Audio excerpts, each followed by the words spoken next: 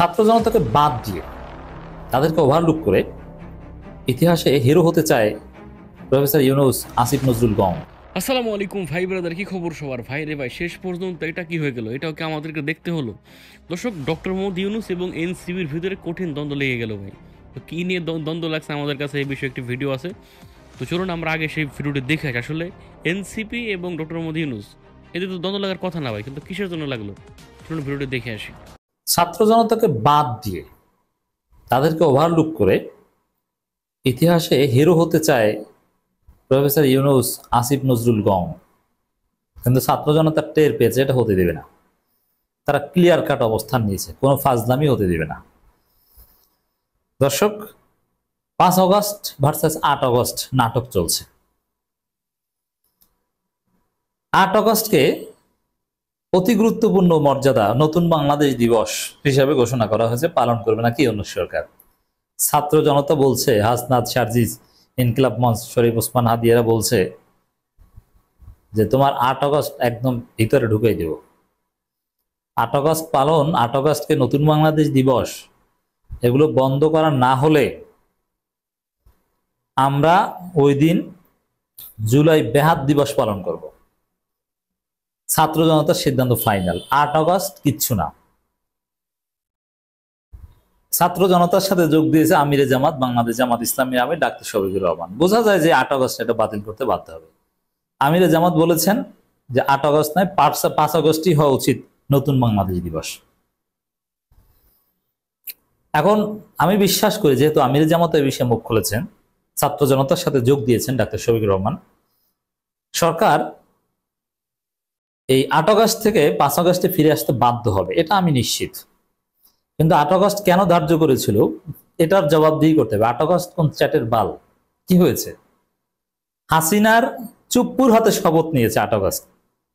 এটা তো একটা কলঙ্কজনক অধ্যায়। যে হাসিনাকে জনগণ রক্ত দিয়ে দেশ ছাড়া করলো, যে হাসিনা গণহত্যা চালালো, সেই হাসিনার চুপ্পুর হাতে শপথ নিলেন, আবার সেই দিন বলেন নতুন বাংলাদেশ দিবস। লজ্জা শরম আছে? শহীদ মিনারে সরকার শপথ নিলে, বিপ্লবী সরকার সংবিধান বাতিল টাতিল করে এরকম একটা কিছু করলে তাহলে একটা বিষয় ছিল, যেমন 17 এপ্রিল 1971 সালে হয়েছিল, মানা যেত যে না। কিন্তু তাও 5 অগস্টের চাইতে এটা মর্যাদাবান হয় না। আবারও বলছি, যদি এরকম হতো যে 5 অগস্ট 8 অগস্ট শহীদ মিনারে সরকার শপথ নিয়েছে, সংবিধান বাতিল করে দিয়েছে, বিপ্লবী সরকার, চুপ্পু আউট, তারপরও 5 অগস্টের সমান মর্যাদাবান হতো না।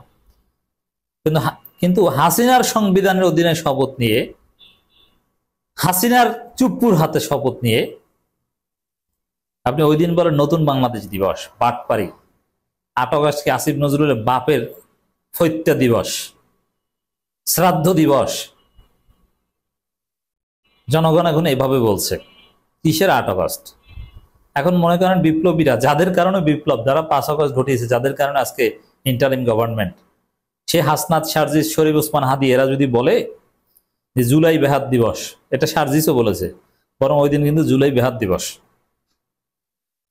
তাহলে সরকারের পিঠের চামড়া থাকে, মান সম্মান থাকে কিছু? অতএব এটা নিশ্চিত যে ওই জায়গা থেকে সরকার ফিরে আসবে। কিন্তু ওই 8 অগস্টে কারা গুরুত্বপূর্ণ করেছে? আসিফ নজরুল্লাহ, প্রফেসর ইউনূস নিজেও। কেন?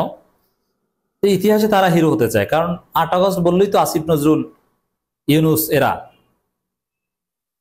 আর 5 অগস্ট বললে তো হাসনাত, শারজিস, নাহিদ, সাদিক, কায়েমরা। তখন তো আসিফ নজরুল্লাহ না। অতএব দর্শক, দীর্ঘমেয়াদী চিন্তা থেকে ইতিহাসে হিরো হতে 5 অগস্টকে ওভারলুক করে 8 অগস্টকে নতুন বাংলাদেশ ঘোষণা করা হয়েছে। এটা আমাদের ইতিহাস বিকৃতির শামিল, আমাদের জুলাই যোদ্ধাদের অপমান, জুলাই যোদ্ধাদের ছোট করা। এটা কেন 8 অগস্ট নতুন বাংলাদেশ দিবস ঘোষণা করেছিল, এটা জবাবদিহিতার আওতায় আনতে হবে। শুধু ফিরে আসলে হবে না, ফিরে আসবে এটা নিশ্চিত। নতুন বাংলাদেশ দিবস বাতিল না হলে 8 জুলাই পালিত হবে, মানে 8 অগস্ট সম্ভবত জুলাই বেহাত দিবস, ইনকিলাব মঞ্চ।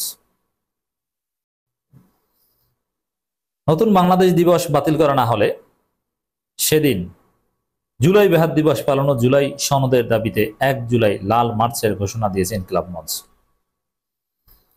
দর্শক, এখানে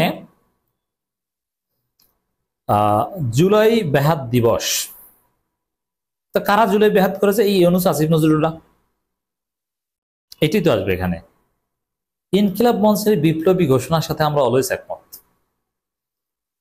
বিপ্লবের স্পিরিট, জুলাই বিপ্লবের স্পিরিট সবচেয়ে কার্যকরভাবে ধারণ করে ইসলামী ছাত্র শিবির এবং ইনকিলাব মঞ্চ। ইসলামী ছাত্র শিবির একটা ছাত্র সংগঠন, আর ইনকিলাব মঞ্চ একটা অরাজনৈতিক প্ল্যাটফর্ম। ইনকিলাব মঞ্চ মানেই জুলাই বিপ্লবকে ধারণ করা। নামের ইনকিলাব মানে বিপ্লব, রেনেসাঁ, জেগে ওঠা। শরীফ ওসমান হাদির যে থিওরি, যে বক্তব্য, এটা এখনো মানুষের রক্ত গরম করে দেয়, মানুষকে বিপ্লবী বানিয়ে দেয় এবং জাগিয়ে তোলে। এই যে মব মব বলে বিএনপি বা আওয়ামী লীগের দালালেরা, তার বিপরীতে এটাকে অ্যাপ্রিসিয়েট করা যায় না, মব না, এটা জনরোষ, ওদেরকে পিছা দিয়ে পেটানো দরকার। এই জোশ ইনকিলাব মঞ্চ জারি রেখেছে। এজন্যে এই সরকারকে আকাম থেকে সরিয়ে লাইনে আনতে আমি তো মনে করি রাজনৈতিক দলগুলোর চাইতে এখন ইনকিলাব মঞ্চ বেশি গুরুত্বপূর্ণ ভূমিকা রাখছে। এমনকি আওয়ামী লীগ নিষিদ্ধ আন্দোলনেও ইনকিলাব মঞ্চের ভূমিকা ছিল অসাধারণ। ঢাকা বিশ্ববিদ্যালয়ের মধুর ক্যান্টিনে এক সংবাদ সম্মেলনে ঘোষণা দেন ইনকিলাব মঞ্চের মুখপাত্র শরীফ ওসমান হাদি। তিনি বলেন, 30 কার্যদিবস ঘোষিত সময় শেষ হয়ে যাওয়ার পরও জুলাই সনদ হয়নি। 1 জুলাই সনদ আদায়ে শাহবাগ থেকে মানিক মিয়া এভিনিউ পর্যন্ত লাল মার্চ করবে ইনকিলাব মঞ্চ। লাল মার্চ, নামগুলোই অসাধারণ। এই জুলাই সনদ কি বিএনপির কথা মতো জুলাই সনদ তৈরি করার চেষ্টা চলছে? সরকার তো কথা দিয়ে কথা রাখতে পারেনি, এটা তো বাটপারি। আওয়ামী লীগ নিষিদ্ধের দিন বলেছিল যে 30 কার্যদিবস 1 মাসের মধ্যে করব, ও এটা তো হয়েছে, আপনারা তো পারেন নাই। ইনকিলাব মঞ্চের এই কর্মসূচিকে আমরা সমর্থন জানাই, আমরা উপস্থিত থাকার চেষ্টা করব। এতে জুলাই শহীদ পরিবার ও আহতরা অংশগ্রহণ করবে। দাবি আদায় না হলে আন্দোলন চলমান রাখারও ঘোষণা দেন তিনি। এছাড়া 8 আগস্ট নতুন বাংলাদেশ ঘোষণা, জুলাই বিপ্লবের সাথে বেইমানি, তাই সরকার যদি এই ঘোষণা থেকে ফিরে না আসে সেদিন জুলাই বেহাত দিবস পালন করবে ইনকিলাব মঞ্চ। সেম কথা বলেছে শারজিস আলম। হাসনাত আব্দুল্লাহ 8 আগস্টকে প্রত্যাখ্যান করেছে, আমিরে জামাতও 8 আগস্টকে প্রত্যাখ্যান করেছে। দেখেন, বড় বড় রাজনৈতিক দল আরো আছে, তারা তো এই 8 আগস্টের বিরুদ্ধে কিছু বলছে না, কিন্তু আমিরে জামাত তো বলছেন, আগে ভাগে ছাত্রদের সাথে আছেন। জামাত ইসলামী জুলাই বিপ্লবের স্পিরিট ধারণ করে এবং জুলাই বিপ্লবের সঠিক ইতিহাস রক্ষার জন্য আমিরে জামাত বদ্ধপরিকর, যার ফলে ইতিহাস বিকৃতির আগেই সঠিক ইতিহাস জাতির সামনে লিপিবদ্ধ করছে জামাত ইসলামী। ইংরেজি, আরবি, বিভিন্ন ভাষায় সব শহীদদের জীবনী সামনে আনছেন রাজনৈতিক পরিচয়। দর্শক, আপনারা এখানে দেখতে পেলেন এই ভিডিওটি। তো এখন আসলে 8 আগস্ট এবং 5 আগস্ট নিয়ে এদের ভিতরে মূলত দ্বন্দ্বটা হয়েছে। যাই হোক দর্শক, তা আপনারা আপনাদের মূল্যবান মতামত লিখে যাবেন কমেন্টে, আসলে কি হচ্ছে এবং এই 8 আগস্ট 5 আগস্টের সলিউশন আপনারা কোনটা চান? আপনারা আপনাদের মন্তব্য লিখে যাবেন কমেন্টে। ভালো থাকবেন, সুস্থ থাকবেন। আসসালামু আলাইকুম।